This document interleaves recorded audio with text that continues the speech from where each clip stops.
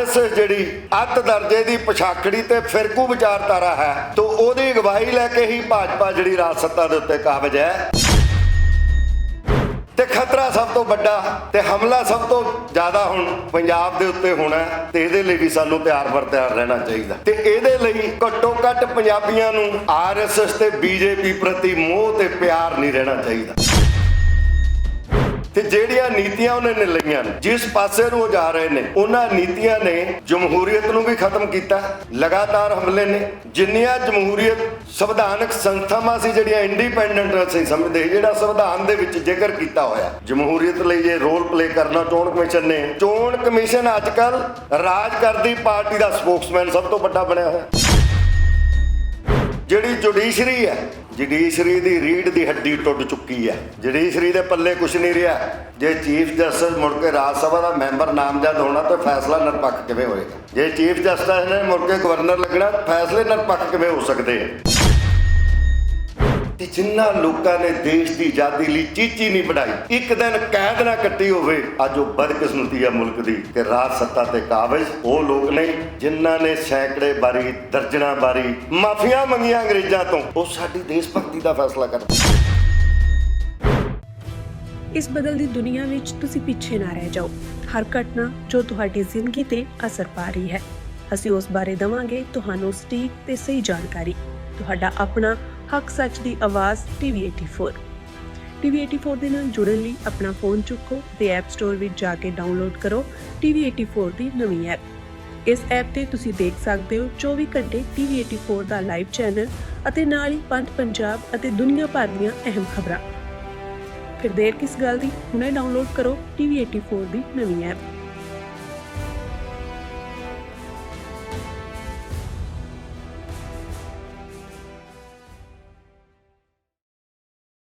State ਦੇ ਚੋਣ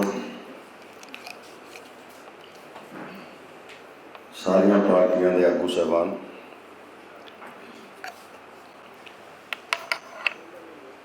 ਅੱਜ ਦੇ ਇਸ ਸੈਮੀਨਾਰ ਤੇ ਪਹੁੰਚੇ ਭੈਣੋ ਭਰਾਓ ਬੇਸਿਕ ਸਵਾਲ ਇਹ ਹੈ ਜਿਹੜਾ ਰਾਜ ਦਾ ਢਾਂਚਾ ਤੇ ਜਮਹੂਰੀਅਤ ਦਾ ਸਵਾਲ ਹੈ ਜਿਹੜਾ ਸਾਡੀ ਪਾਰਟੀ ਦੀ ਸਮਝਦਾਰੀ ਹੈ ਮੈਂ ਉਹ ਕਰਾਂਗਾ ਮੇਰਾ ਕਿਸੇ ਦੂਸਰੀ ਪਾਰਟੀ ਨਾਲ ਕੰਟਰਾਡਿਕਸ਼ਨ ਦਾ ਸਵਾਲ ਨਹੀਂ ਹੈ ਆਜ਼ਾਦੀ ਤੋਂ ਬਾਅਦ ਜਿਹੜਾ ਰਾਜ ਪ੍ਰਬੰਧ ਹੈ ਉਹ ਵੱਡੇ ਪੂੰਜੀਪਤੀਆਂ ਦੀ ਅਗਵਾਈ 'ਚ ਸਰਮਾਏਦਾਰ ਜਗੀਰਦਾਰਾਂ ਦਾ ਜਿਹੜਾ ਜਮਾਤੀ ਇੱਕ ਰਾਜ ਕਰਨ ਦਾ ਸਾਧਨ ਬਣ ਗਿਆ ਇਹ ਬੇਸਿਕ ਪੁਆਇੰਟ ਹੈ ਜੇ ਉਹਨੂੰ ਐਡਰੈਸ ਨਹੀਂ ਕਰਾਂਗੇ ਤਾਂ ਫਿਰ ਅੱਗੇ ਨਹੀਂ ਵੱਧ ਸਕਾਂਗੇ ਇਹ ਇੱਕ ਬੇਸਿਕ ਸਵਾਲ ਜਿਹੜਾ ਫਿਰ ਵਿਕਾਸ ਦਾ ਰਾਹ ਚੁਣਿਆ ਉਹ ਪੂੰਜੀਵਾਦੀ ਰਾਹ ਚੁਣਿਆ ਸੀ ਦੇਸ਼ ਨੇ 47 ਤੋਂ ਬਾਅਦ ਤੇ ਵਿਦੇਸ਼ੀ ਜਿਹੜੀ ਪੂੰਜੀ ਹੈ ਜਿਹੜੀ ਹੁਣ ਅਸੀਂ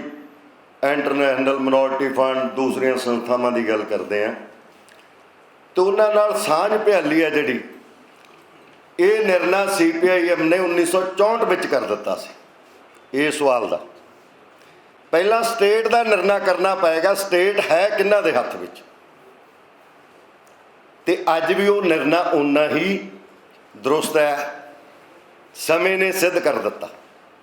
ਸਮੇਂ ਨੇ ਮਤਲਬ ਇਸ ਗੱਲ ਨੂੰ ਦਰੁਸਤ ਕਰ ਦਿੱਤਾ ਹੈ ਅੱਜ ਜਿਹੜੇ ਇੱਕ ਨਵੇਂ ਰੂਪ ਦੇ ਵਿੱਚ ਅਸੀਂ ਸਾਹਮਣਾ ਕਰ ਰਹੇ ਹਾਂ ਉਹਦੀ ਗੱਲ ਵੀ ਮੈਂ ਫਿਰ ਕਰਾਂਗਾ ਇਹ ਚੱਲਦਿਆਂ ਕਿਉਂਕਿ ਆਜ਼ਾਦੀ ਤੋਂ ਬਾਅਦ ਜਿਹੜੇ ਲੀਡ ਕਰਦੇ ਸੀ ਕਾਂਗਰਸ ਪਾਰਟੀ ਬਹੁਤ ਸੰਮਤੀ ਸੂਬਿਆਂ 'ਚ ਰਾਜ ਵੀ ਉਹਨਾਂ ਦਾ ਹੀ ਸੀ ਸੈਂਟਰ 'ਚ ਵੀ ਰਾਜ ਉਹਨਾਂ ਦਾ ਹੀ ਸੀ ਪਹਿਲੀ ਵਾਰੀ ਬਹੁਤ ਸੰਮਤੀ ਸੂਬਿਆਂ ਦਾ ਰਾਜ ਕਮਿਊਨਿਸਟ ਪਾਰਟੀ ਨੇ ਤੋੜਿਆ 1957 ਵਿੱਚ ਜਦੋਂ EMS ਨਮੂੰਦਰੀਪਾਦ ਦੀ ਸਰਕਾਰ ਬਣੀ ਇਹ ਪਹਿਲੀ ਵਾਰੀ ਹੋਇਆ ਕਿ ਦੇਸ਼ ਦੇ ਅੰਦਰ ਪਹਿਲਾ ਸਟੇਟ ਸੀ 1957 ਜਦੋਂ ਕਮਿਊਨਿਸਟ ਪਾਰਟੀ ਦਾ ਰਾਜ ਅਸੈਂਬਲੀ ਚੋਣ ਜਿੱਤ ਕੇ EMS ਨਮੂੰਦਰੀਪਾਦ ਉਹਦੇ ਮੁੱਖ ਮੰਤਰੀ ਬਣੇ ਜਿਹੜੇ ਸਾਡੀ ਪਾਰਟੀ ਦੇ ਬਾਅਦ ਜਨਰਲ ਸਕੱਤਰ ਵੀ ਰਹੇ ਉਸ ਸਮੇਂ ਸਭ ਤੋਂ ਪਹਿਲਾਂ ਜਿਹੜਾ 356 ਦਾ ਵਰਤੀ ਗਈ ਹੈ ਉਹ ਤੋਂ ਕਮਿਊਨਿਸਟ ਪਾਰਟੀ ਦੀ ਉਸ ਸਰਕਾਰ ਦੇ ਉੱਤੇ ਵਰਤੀ ਗਈ। ਖਰੀਦੋ ਫਰੋਖਤ ਨਾਲ ਕਾਂਗਰਸ ਪਾਰਟੀ ਇੱਕ MLA ਦੀ ਮੈਜੋਰਟੀ ਨਹੀਂ ਤੋੜ ਸਕੀ ਸੀ, ਉਹ ਨਹੀਂ ਕਰ ਸਕੀ, ਪਰ 356 ਦੀ ਵਰਤੋਂ ਕਰਕੇ ਸਰਕਾਰ ਤੋੜ ਦਿੱਤੀ। ਇੱਕ ਵਾਰੀ ਨਹੀਂ, ਕਈ ਵਾਰੀ। ਪੰਜਾਬ ਵਿੱਚ ਪਹਿਲੀ ਵਾਰੀ ਗੈਰ ਕਾਂਗਰਸੀ ਸਰਕਾਰ ਜਦੋਂ ਬਣਦੀ ਆ 1967 ਵਿੱਚ ਜਸਟਿਸ ਗੁਰਨਾਮ ਸਿੰਘ ਦੀ ਅਗਵਾਈ 'ਚ, ਪੈਪਸੂ ਵਾਲੀ ਵੀ ਮਤਲਬ ਵੱਖਰੀ, ਮੈਂ ਪੰਜਾਬ ਦੀ ਗੱਲ ਕਰਦਾ,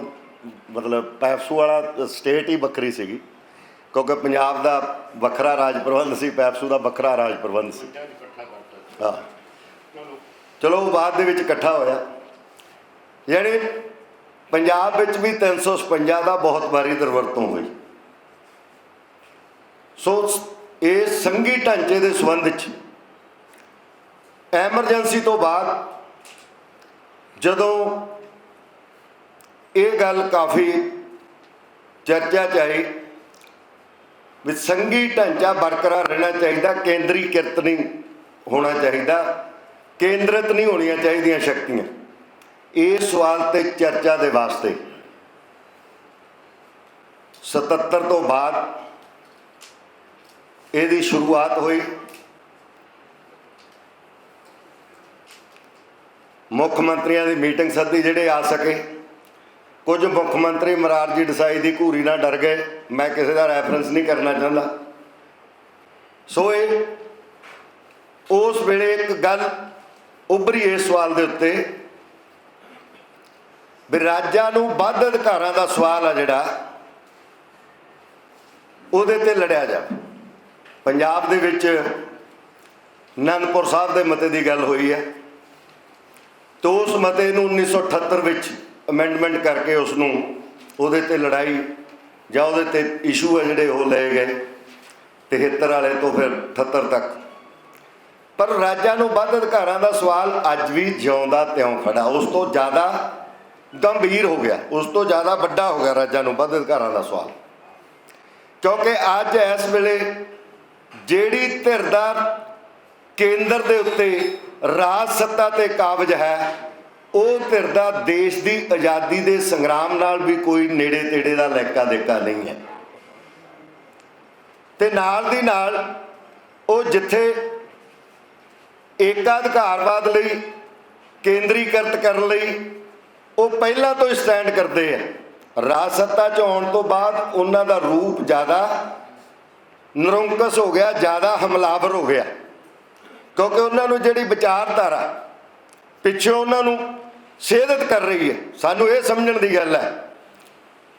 RSS ਜਿਹੜੀ ਅੱਤ ਦਰਜੇ ਦੀ ਪਛਾਖੜੀ ਤੇ ਫਿਰਕੂ ਵਿਚਾਰਧਾਰਾ ਹੈ, ਤਾਂ ਉਹਦੀ ਅਗਵਾਈ ਲੈ ਕੇ ਹੀ ਭਾਜਪਾ ਜਿਹੜੀ ਰਾਜ ਸੱਤਾ ਦੇ ਉੱਤੇ ਕਾਬਜ ਹੈ, ਤੇ ਉਹਨੂੰ ਸਮਝ ਕੇ ਹੀ ਅਸੀਂ ਅੱਗੇ ਚੱਲ ਸਕਦੇ ਹਾਂ। ਪੰਜਾਬ ਦੇ ਸਾਹਮਣੇ ਬਹੁਤ ਵੱਡਾ ਸਵਾਲ ਹੈ, ਕਿਉਂ ਪੰਜਾਬ ਦੇ ਸਾਹਮਣੇ ਬਹੁਤ ਵੱਡਾ ਸਵਾਲ ਹੈ, ਤੇ ਖਤਰਾ ਸਭ ਤੋਂ ਵੱਡਾ ਤੇ ਹਮਲਾ ਸਭ ਤੋਂ ਜ਼ਿਆਦਾ ਹੁਣ ਪੰਜਾਬ ਦੇ ਉੱਤੇ ਹੋਣਾ, ਤੇ ਇਹਦੇ ਲਈ ਵੀ ਸਾਨੂੰ ਤਿਆਰ ਬਰ ਤਿਆਰ ਰਹਿਣਾ ਚਾਹੀਦਾ। ਤੇ ਇਹਦੇ ਲਈ ਘੱਟੋ ਘੱਟ ਪੰਜਾਬੀਆਂ ਨੂੰ RSS ਤੇ BJP ਪ੍ਰਤੀ ਮੋਹ ਤੇ ਪਿਆਰ ਨਹੀਂ ਰਹਿਣਾ ਚਾਹੀਦਾ, ਤਾਂ ਅਸੀਂ ਇਹਦਾ ਮੁਕਾਬਲਾ ਕਰ ਸਕਦੇ ਹਾਂ, ਅਦਰਵਾਈਜ਼ ਨਹੀਂ ਮੁਕਾਬਲਾ ਹੋ ਸਕਦਾ। ਤੇ ਇਹ ਸਾਡੇ ਸਾਹਮਣੇ ਵੱਡਾ ਇਸ਼ੂ ਹੈ। ਤੇ ਜਿਹੜੀਆਂ ਨੀਤੀਆਂ ਉਹਨਾਂ ਨੇ ਲਈਆਂ ਨੇ, ਜਿਸ ਪਾਸੇ ਨੂੰ ਉਹ ਜਾ ਰਹੇ ਨੇ, ਉਹਨਾਂ ਨੀਤੀਆਂ ਨੇ ਜਮਹੂਰੀਅਤ ਨੂੰ ਵੀ ਖਤਮ ਕੀਤਾ। ਲਗਾਤਾਰ ਹਮਲੇ ਨੇ, ਜਿੰਨੀਆਂ ਜਮਹੂਰੀਅਤ ਸੰਵਿਧਾਨਕ ਸੰਸਥਾਵਾਂ ਸੀ ਜਿਹੜੀਆਂ ਇੰਡੀਪੈਂਡੈਂਟ ਅਸੀਂ ਸਮਝਦੇ, ਜਿਹੜਾ ਸੰਵਿਧਾਨ ਦੇ ਵਿੱਚ ਜ਼ਿਕਰ ਕੀਤਾ ਹੋਇਆ, ਚਾਹੇ ਉਹ ਚੋਣ ਕਮਿਸ਼ਨ ਹੋਵੇ, ਸਭ ਤੋਂ ਵੱਡਾ ਜਮਹੂਰੀਅਤ ਲਈ ਜੇ ਰੋਲ ਪਲੇ ਕਰਨਾ ਚੋਣ ਕਮਿਸ਼ਨ ਨੇ। ਚੋਣ ਕਮਿਸ਼ਨ ਅੱਜ ਕੱਲ੍ਹ ਰਾਜ ਕਰਦੀ ਪਾਰਟੀ ਦਾ ਸਪੋਕਸਮੈਨ ਸਭ ਤੋਂ ਵੱਡਾ ਬਣਿਆ ਹੋਇਆ। ਇਹ ਸਭ ਤੋਂ ਵੱਡਾ ਸਵਾਲ ਅੱਜ ਸਾਡੇ ਸਾਹਮਣੇ। CBI ਹੈ, ਸੰਵਿਧਾਨਕ ਸੰਸਥਾ ਹੈ, ਉਹ ਜੋ ਕੇਂਦਰ ਵਾਲੇ ਕਹਿੰਦੇ ਉਸ ਮੁਤਾਬਕ ਐਕਟ ਕਰਦੀ ਹੈ। ED ਹੈ, ਉਹ ਆਪਣੇ ਮੁਤਾਬਕ ਐਕਟ ਕਰਦੇ ਨੇ ਜੋ ਸਰਕਾਰ ਕਹਿੰਦੀ ਹੈ। ਟੋਟਲ ਸੰਵਿਧਾਨਕ ਸੰਸਥਾ ਜਿਹੜੀ ਜੁਡੀਸ਼ਰੀ ਹੈ, ਜੁਡੀਸ਼ਰੀ ਦੀ ਰੀੜ੍ਹ ਦੀ ਹੱਡੀ ਟੁੱਟ ਚੁੱਕੀ ਹੈ। ਜੁਡੀਸ਼ਰੀ ਦੇ ਪੱਲੇ ਕੁਛ ਨਹੀਂ ਰਿਹਾ। ਜੇ ਜੁਡੀਸ਼ਰੀ ਦੇ ਇਹ ਆਪਾਂ ਦੇਖਿਆ, ਸਾਰਿਆਂ ਨੇ ਹੰਡਾਇਆ ਆਪਾਂ।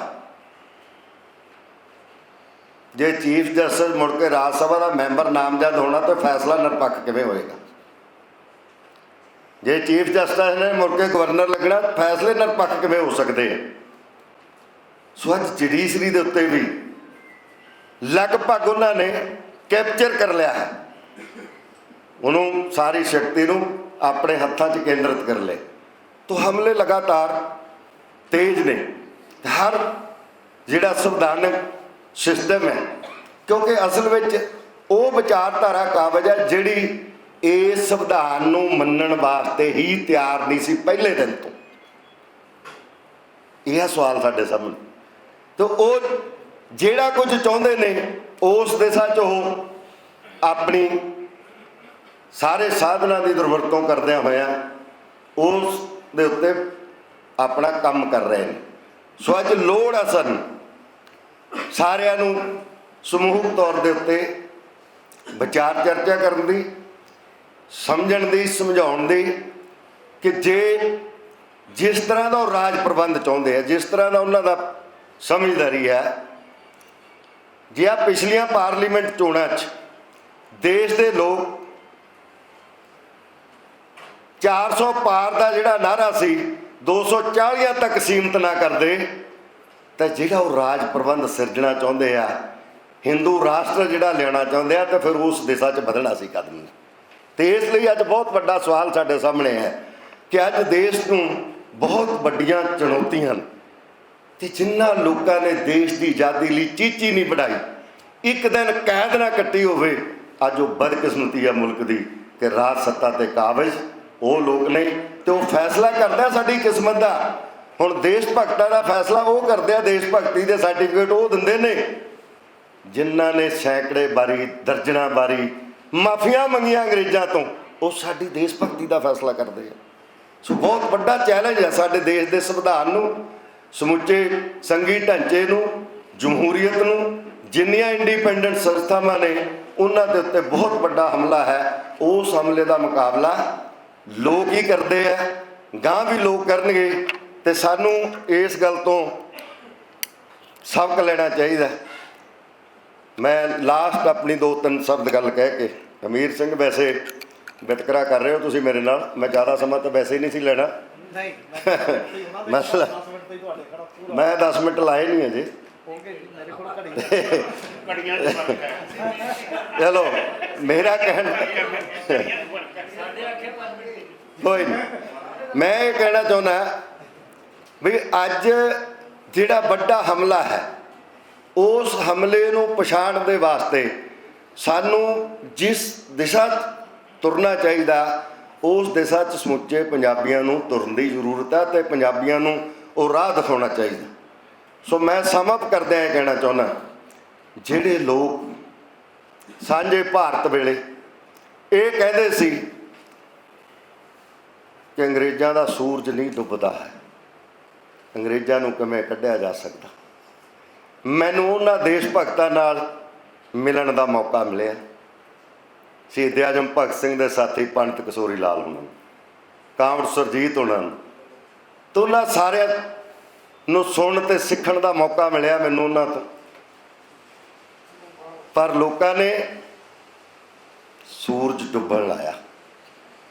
ਉਹ ਵੀ ਭਾਰਤੀ ਲੋਕਾਂ ਨੇ ਡੁੱਬਣ ਲਾਇਆ।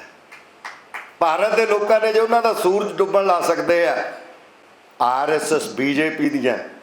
ਜਿਹੜੀਆਂ ਕਾਰਪੋਰੇਟ ਨੈਕਸਸ ਦੀਆਂ ਮਲਟੀਨੈਸ਼ਨਲ ਮਿਲ ਕੇ ਜਿਹੜੀਆਂ ਨੀਤੀਆਂ ਨੇ,